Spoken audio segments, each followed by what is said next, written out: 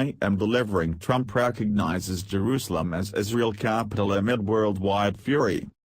Donald Trump officially announced the U.S. will recognize Jerusalem as Israel's capital in a controversial announcement at the White House today. Speaking at the White House today, the U.S. president said his announcement was nothing more than a recognition of reality and the right thing to do, something that has to be done.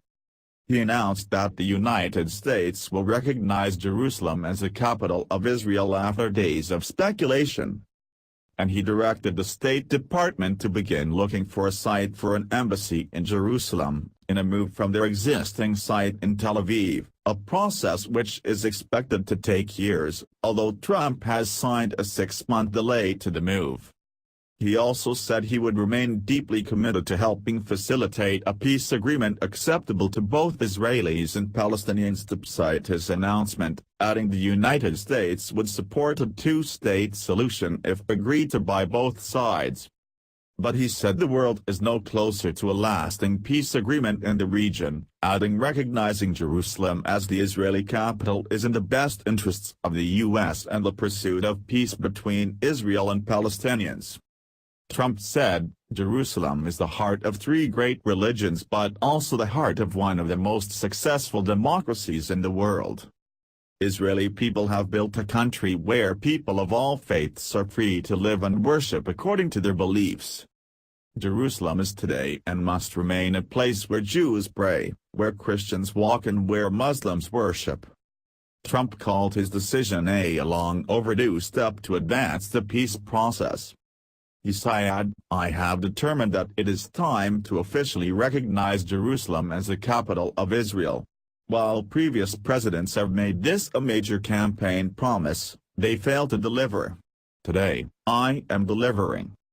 The Israeli minister Bennett was the first to react to Mr. Trump's speech, saying of the announcement, "Thanks U.S. President, today is a shiny day for the Jewish people." And Israeli Prime Minister Benjamin Netanyahu has also given his reaction to Donald Trump's speech, hailing the announcement as a historic landmark. He also called on other countries to follow Washington's lead and move their embassies to Jerusalem. Israeli and American flags have been projected on a part of the walls surrounding Jerusalem's Old City ahead of the announcement. But the move is a shocking break from established U.S. policy and has been described as the kiss of death for a two-state solution by the Palestinian authorities. And ahead of his speech this afternoon, the U.S. State Department issued a cable to all its diplomatic posts worldwide on Wednesday asking its officials to defer non-essential travel to Israel, Jerusalem and the West Bank until December 20th. The cable read, Embassy Tel Aviv and Consulate General Jerusalem request that all non-essential visitors defer their travel to Israel, Jerusalem and the West Bank from December 4 to December 20, 2017.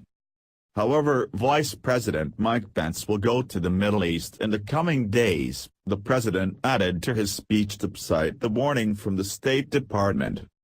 Ahead of his press appearance this afternoon, he was bombarded with warnings from both Western and Arab allies who claimed the announcement could potentially threaten regional stability in an already conflicted area. After the speech, United Nations Secretary-General Antonio Guterres said there was no alternative to a two-state solution between Israel and the Palestinians and that Jerusalem was a final status issue that should be resolved through direct talks. I have consistently spoken out against any unilateral measures that would jeopardize the prospect of peace for Israelis and Palestinians, Guterres said after U.S. President Donald Trump recognized Jerusalem as the capital of Israel. In this moment of great anxiety, I want to make it clear, there is no alternative to the two-state solution. There is no plan B. I will do everything in my power to support the Israeli and Palestinian leaders to return to meaningful negotiations. Jerusalem's status has been a stumbling block in decades of on-off Israeli-Palestinian peace efforts. Israel considers the city its eternal and indivisible capital and wants all embassies based there. Palestinians want the capital of an independent Palestinian state to be in the city's eastern sector, which Israel captured in the 1967 Middle East War and annexed in a move never recognized internationally. A Palestinian envoy said the decision was a declaration of war in the Middle East as China and Russia expressed concern the plans could aggravate Middle East hostilities. And after Mr. Trump's speech, influential exiled Palestinian politician Mohammed Dalan said on Wednesday Palestinians should reject any future peace talks and halt security coordination with Israel. He said, "I call for withdrawal from the absurd and endless negotiations with Israel after the principle of inviolability of the status of Jerusalem has been breached. I call for ending all forms of coordination, especially security coordination, with Israel and USA." Washington's allies in the region have all warned of dangerous repercussions from Trump's decision. Turkey said it could go as far as breaking off diplomatic ties with Israel if the U.S. move went ahead, as a government spokesman warned it would plunge the region into a fire with no end in sight. Tonight the U.S. Embassy in London warned citizens of the need for caution and personal awareness in the wake of Donald Trump's Jerusalem announcement. Turkey also condemned the move, labeling it as irresponsible. Several hundred protesters gathered outside the U.S. consulate in Istanbul, a Reuters cameraman at the scene said. The protest was largely peaceful, although some of the demonstrators threw coins and other objects at the consulate.